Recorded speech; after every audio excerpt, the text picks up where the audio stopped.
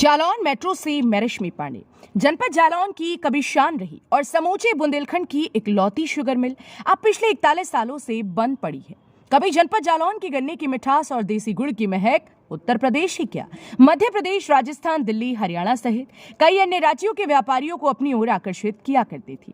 सन 1970 में दिल्ली के एक व्यापारी ने माधोगढ़ क्षेत्र के डिकौली गांव में खांडसारी मिल की स्थापना कराई थी और उसके बाद 1974 में उत्तर प्रदेश सरकार द्वारा 18 लाख की लागत से शुगर मिल की स्थापना हुई थी। यहाँ रोजाना 25 क्विंटल शक्कर का उत्पादन होता था, क्योंकि यहाँ के आसपास के करीब 8000 एकड़ जमीन में गन्ने का उत्पादन होता था। लेकिन प्रशासनिक और राजनीतिक अनदेखी के चलते यह मिल 1981 में बंद हो गई। मिल में ताला क्या लगा, इस क्षेत्र से मिठास जैसे रूट सी गई। पहले यहाँ आसपास के आधा सैकड़ा से अधिक गांवों में गन्ने की भरपूर मात्रा में पैदावार होती थी। किसान खुशहाल जीवन यापन कर रहे थे कि अचानक से ना जाने किसकी नजर लग गई और देखते ही देखते खुशियां काफुर हो गई और उत्पादन महज 50 एकड़ के आसपास के खेतों में रह गया।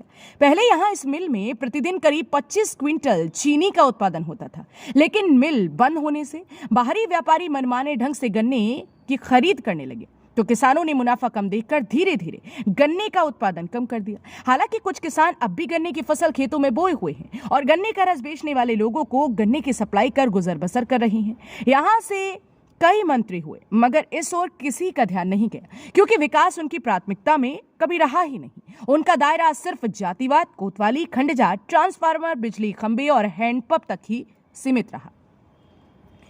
उन्हें आज तक समझ नहीं आया कि एक शुगर मिल किसानों के लिए कितनी महत्वपूर्ण हो सकती है, किसानों के चेहरे पर खुशियां ला सकती है। शुगर मिल चालू होने से किसान फिर से खुशहाल हो सकता है। अब तो क्षेत्र दस्यु प्रभावित भी नहीं है।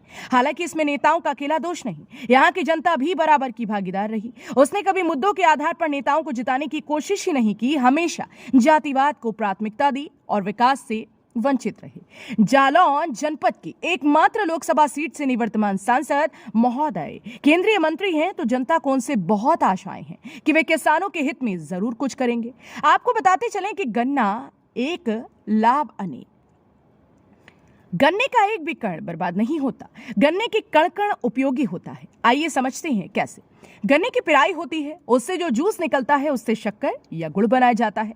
उसके उपरांत जो उसका बचा हुआ सीरा होता है उससे शराब का निर्माण किया जाता है। साथ ही एथेनॉल गैस भी बनाई जाती है। गन्ने की खोई से कागज का निर्माण होता है तथा बिजली भी बनाई जाती है। इसके साथ साथ बिजली बनाने के उपरांत जली हुई राख से कोयले का निर्माण होता है। कृषि विशेषज्ञ बताते हैं कि भूमि में कार्बन की मात्रा घटती जा रही है। इसके लिए किसान चीनी मिल से निकली मैली या प्रेस मड़ को कार्बनिक खाद के रूप में प्रयोग कर सकते हैं। ये भूमि सुधार में बहुत उपयोगी साबित हो रही है।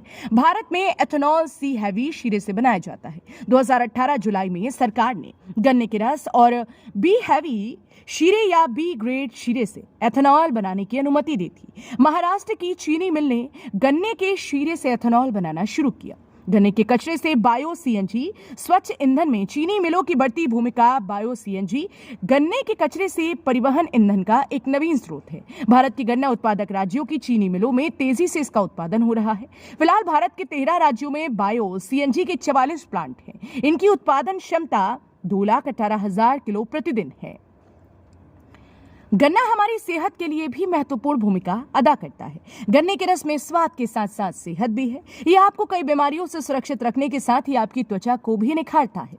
कैंसर से बचाव, पीलिया के मरीजों के लिए फायदेमंद है। गन्ने का जूस लीवर को भी रखता है मजबूत। गन्ने का रस हड्डियों और दांतों को मजबूत बनाए रखता है। गन्ने का रस मुहासों यानी एक्ने को ठीक करने में मदद कर सकता है। गन्ने का रस आपके गुर्दों को स्वच्छ रखता है, स्वस्थ रखता है। गन्ने के रस के एक हिस्से यानी करीबन 28.35 ग्राम में निम्न पोषक तत्व पाए जाते हैं, जैसे कैलोरीज 113.43, प्रोटीन 0.20 ग्राम, वासा यानी फैट 0.66 ग्राम, कार्बोहाइड्रेट 25.40 ग्राम। जालौन से देवेश कुमार स्वर्णकार। नमस्कार। अद्भुत बुंदेलखंड में आज हम आपको बुंदेलों के उस दर्द के बारे में बताने जा रहे हैं। एक ऐसी कहानी के बारे में बताने जा रहे हैं जो कहानी तो है ही, साथ ही बुंदेलों का दर्द भी है। हम जनपद जालौन के माधोगढ़ क्षेत्र में एकमात्र शुगर मिल, हालांकि इस जनपद की पहली शुगर मिल नहीं है, समूचे बुंदेलखंड की ये एकमात्र शुगर मिल थी। 1970 के दशक में दिल्ली के एक व्यापारी ने खंडसारी के रूप में इसको स्थापित किया था 1974 में। उत्तर प्रदेश सरकार ने जब देखा कि यहाँ पर इस आसपास के क्षेत्र में गन्ने की बहुतायत खेती होती है, बहुतायत यहाँ पर सब कुछ मिलता है, तो उन्होंने इसको अपने अधीन लिया और 1974 से महज 1981 तक यानी 7 साल केवल उत्तर प्रदेश सरकार ने इसको चलाया। और उसके बाद राजनीतिक कारण रहे हों या अधिकारियों की अनदेखी रही हो, ये शुगर मिल, बुंदेलखंड की एकमात्र शुगर मिल अंतिम सांस ले ली। इसने अपनी अंतिम सांस ले ली। क्यों?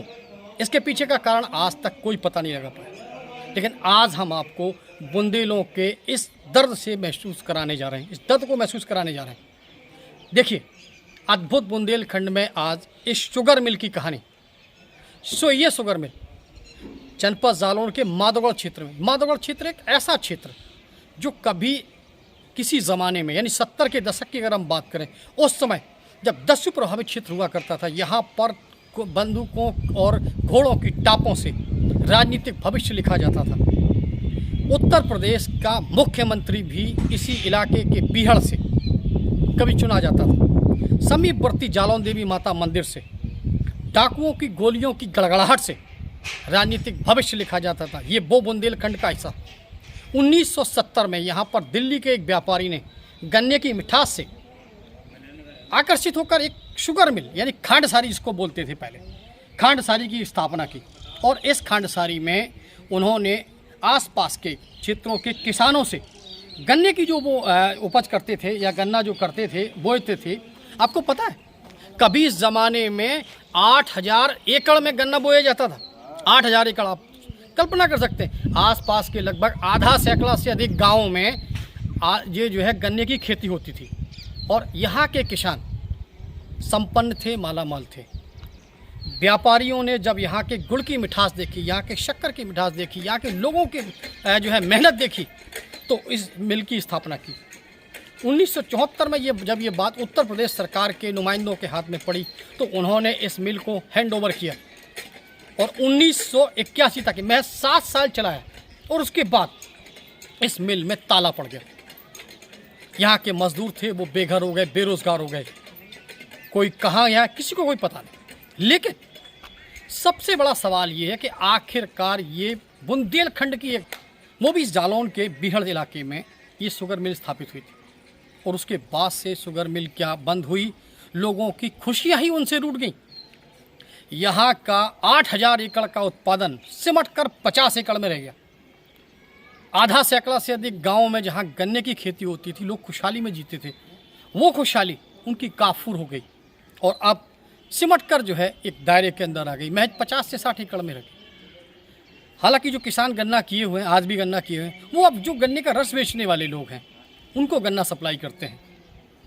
मतलब यहाँ से मिल क्या बंद हुई, यहाँ की खुशियाँ ही काफूर हो गई। और राजनीतिक दल की अगर हम बात करें, कई सरकारें यहाँ पर बदली, बसपा की सरकार बदली, सपा की सरकार बदली, भाजपा की सरकार बदली, यहाँ तक कि बसपा सरकार में इस इलाके से कैबिनेट मंत्री भी रहे। और अब इस समय यहाँ भाजपा की सरकार में यहाँ पर विधायक हैं गौरी आपके मूलचंद निरंजन जी, वो इस समय यहाँ के विधायक हैं। उनसे भी हम पूछेंगे, इस पूरे प्रकरण के बारे में जानकारी लेंगे कि आखिर क्या वजह है कि क्या इस मिल को पुनर्जीवन नहीं दिया जा सकता, यहाँ के किसानों की खोई हुई खुशियाँ क्या वापस लौटाई जा सकती। सवाल बड़ा है लेकिन जवाब आने अभी बाकी। हालांकि अब इस मिल का महज खंडहर ही बचा है। नगर पालिका परिषद ने अब यहाँ पर गौशाला स्थापित की है। आवारा गौवंश हैं, उनको यहाँ पर आश्रय दिया गया। यहाँ कर्मचारी लगे रहते हैं, सुबह से शाम तक गायों की सेवा करते हैं, उनको भूसा देते हैं, पानी देते हैं, उनकी सेवा करते हैं। स्टोर भी उन्होंने अपना यहाँ पर बना रखा है क्योंकि ये मिल अब उनके अधीन है। आइए हम आपको मिल के कुछ अवशेष दिखाते हैं जो आज भी यहाँ पर अक्षरशः मौजूद है। मैं अपने साथी अजीत जी से कहूँगा कि वो आएँ और इस मिल के जो है अवशेष दिखाएं। ये देखिए, कभी इस जगह पर ये देखिए, ये अवशेष आज भी 1970 के दशक के अवशेष यहाँ पर ये आज भी मौजूद है। यहाँ पर कभी इस खांडसारी में गन्ने का जो है रिसाइकलिंग करके यहाँ पर शुगर मतलब चीनी बनती थी, गुड़ की मिठास भी होती। और ये देखिए आप स्ट्रक्चर देखिए इसका, आज भी 53 साल से अधिक समय गुजर गया है लेकिन फिर भी स्ट्रक्चर आज भी मजबूत है। यानी उस समय का बनाया हुआ स्ट्रक्चर यहाँ पर आज भी बिल्कुल जीवंत है।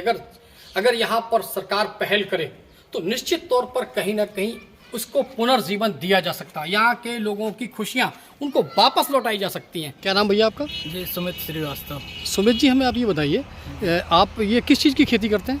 ये गन्ना है हमारे यहाँ। इस समय तो कुछ है नहीं, गर्मी की वजह से सिर्फ गन्ना बोए हैं थोड़ा। अच्छा, ज़्यादा बो भी नहीं सकते क्योंकि इसको ले कहाँ जाएं जी, इस वजह से थोड़ा ही बोया है। अच्छा, कभी आपके इस इलाके में 8,000 एकड़ तक में गन्ना बोया जाता था, शुगर मिल थी?